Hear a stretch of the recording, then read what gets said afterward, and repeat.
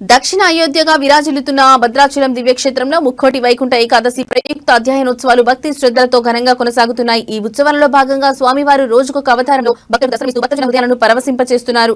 నేడు ఉత్సవాల్లో 7వ రోజు సందర్భంగా స్వామివారు నిజరూప దర్శనం శ్రీరామ అవతారంలో భక్తులకు దర్శనమిచ్చారు. ఉదయాన్నే స్వామివారికి ప్రత్యేక అభిషేకాలు, అలంకార సేవలు అత్యంత వైభవంగా నిర్వహించారు. అనంతరం శ్రీరామ అవతారంలో స్వామివారిని విశేషంగా అలంకరించగా ఆ దివ్యమూర్తిని దర్శించుకునేందుకు భక్తులు పెద్ద సంఖ్యలో ఆలయానికి తరలివచ్చారు. జై శ్రీరామ్ జై శ్రీరామ్ అనే నినాదాలతో ఆలయ ప్రాంగణమంతా ఆధ్యాత్మిక వాతావరణంలో మార్మోగింది. భక్తులు భక్తి పారవస్యంలో శ్రీరామచంద్రమూర్తిని దర్శించుకుని పునీతులయ్యారు. ఉత్సవాల సందర్భంగా ఈ నెల 29వ తేదీ సాయంత్రం తెప్పోత్సవం వైభవంగా నిర్వహించనున్నారు. గోదావరి నదీ తీరంలో హంస వాహనంపై స్వామివారు విహరించనున్నట్లు ఆలయ అధికారులు తెలిపారు. అలాగే 30వ తేదీ తెల్లవారుజామున ఉత్తర ద్వార దర్శనం సందర్భంగా భక్తులకు ఎలాంటి అసౌకర్యం కలగకుండా అన్ని ఏర్పాట్లు పూర్తి చేసినట్లు అధికారులు వెల్లడించారు.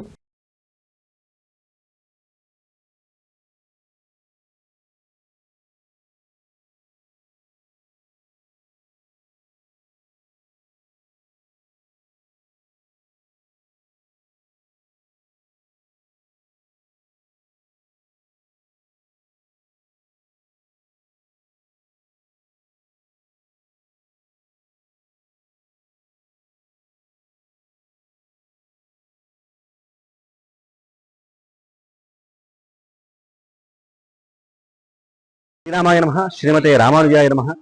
భద్రాచలంలో వైకుంఠ ఏకాదశి మహోత్సవాలు ఘనంగా నిర్వహించడం జరుగుతున్నది.